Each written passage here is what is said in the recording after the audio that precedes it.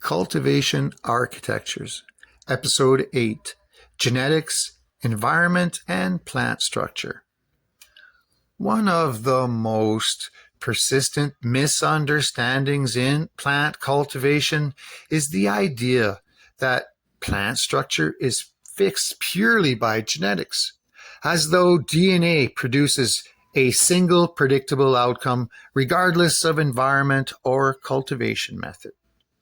In reality, genetics does not define one outcome. It defines a range of potential expressions. What actually emerges within that range is determined by the interaction between genetic potential, environmental conditions, developmental timing, and the way the plant is directed during growth. Morphology is not a static trait. It is a continuous process of formation, shaped by internal regulation and external conditions acting together over time. At every stage of development, the plant is making allocation decisions based on energy availability, environmental pressure, hormonal signaling, and structural feedback. These decisions determine how resources are distributed between vertical growth, lateral branching, leaf development, root expansion, and reproductive transition. What is seen externally as structure is actually the cumulative result of thousands of internal adjustments in resource allocation and growth direction. At the center of this system are hormonal signaling networks that regulate growth behavior. Auxins control apical dominance and directional growth, determining how strongly the plant prioritizes a central leader. Cytokinins influence cell division and branching potential, shaping canopy density and lateral expression. Gibberellins regulate elongation and growth rate.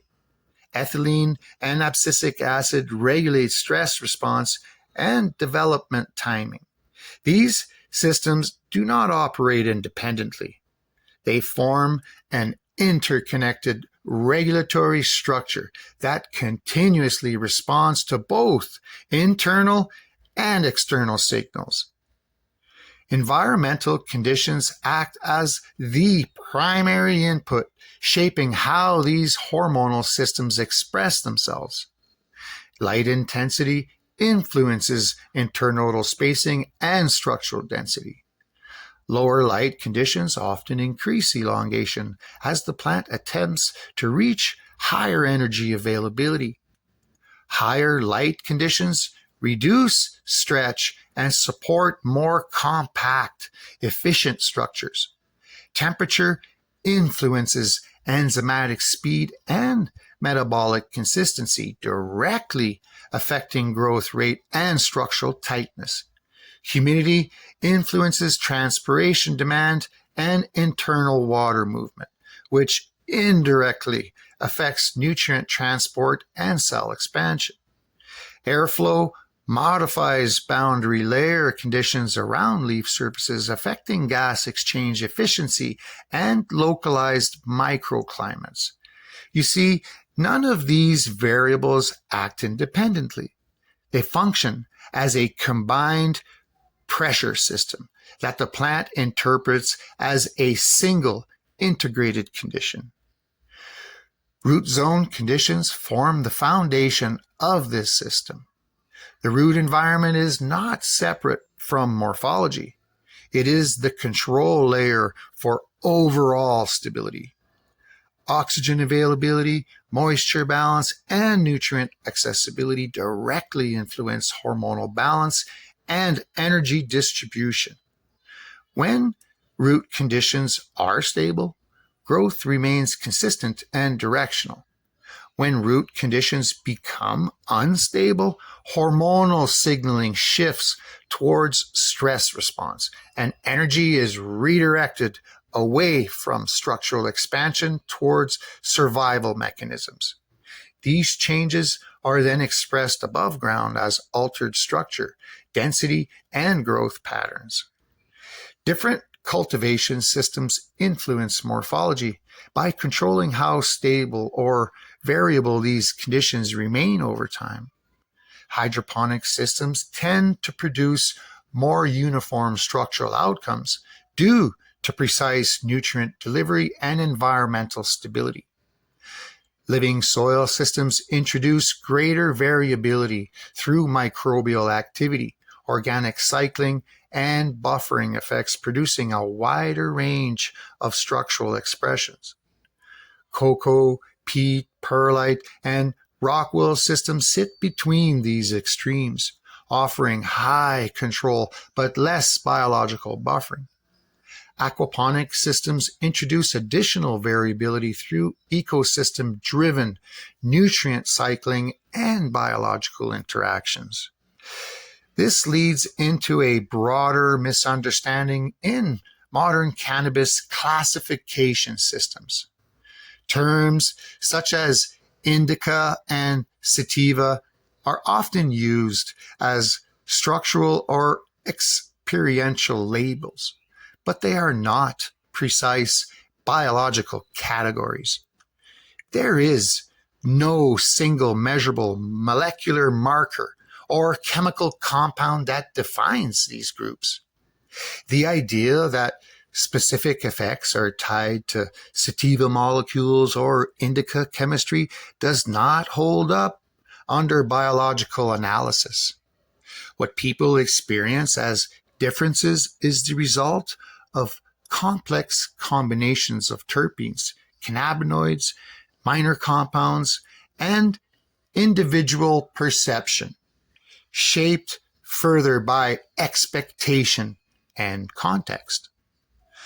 So, in other words, there is no isolated chemical signature that belongs to sativa or indica.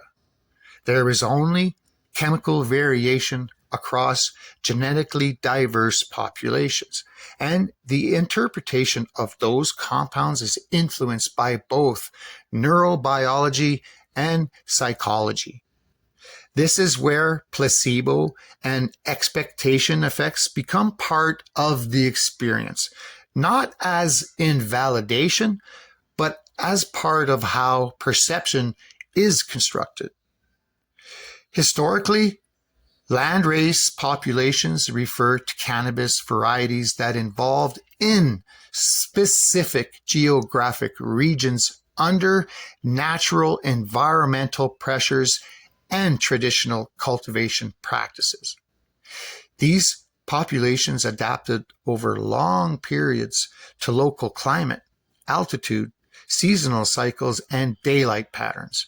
As a result, traits such as flowering time, structure, and resilience reflect environmental adaptation history rather than fixed species boundaries.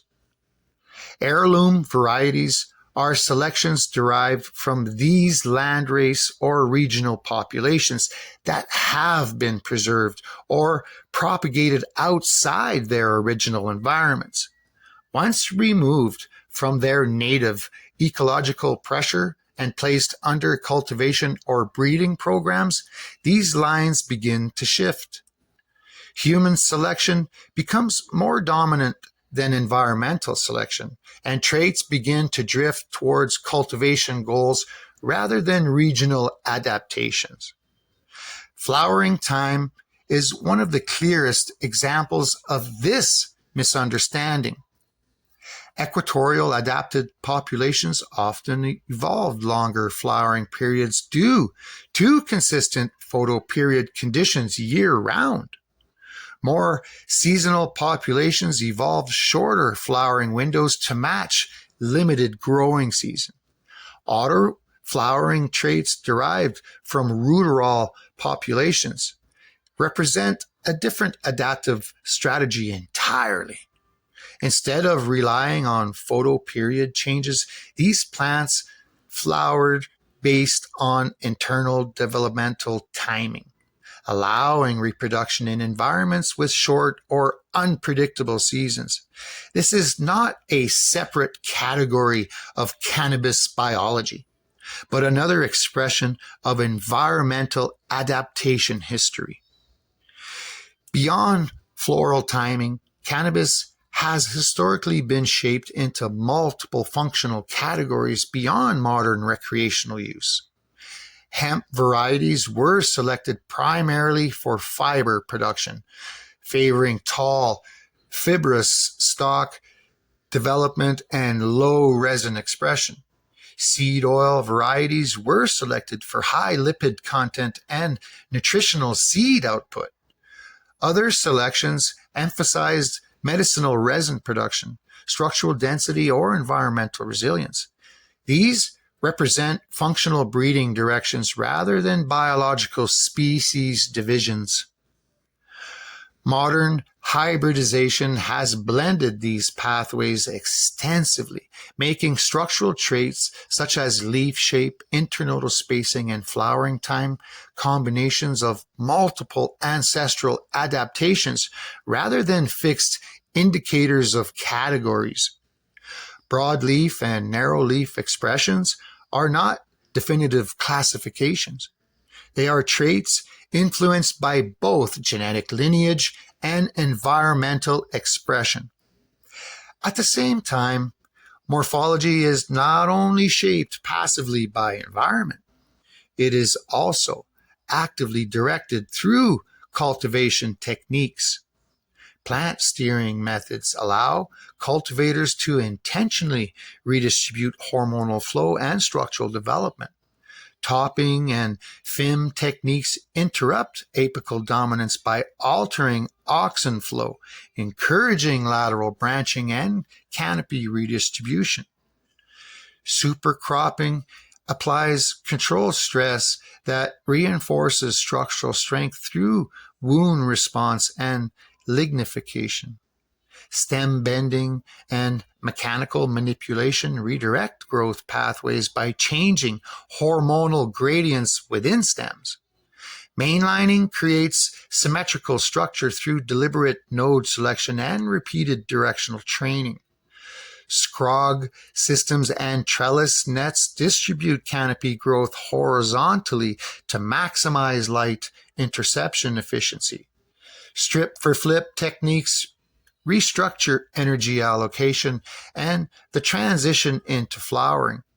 Defoliation, pinching, and popping or selective leaf removal adjust light penetration and internal signaling balance, influencing both growth rate and structural density.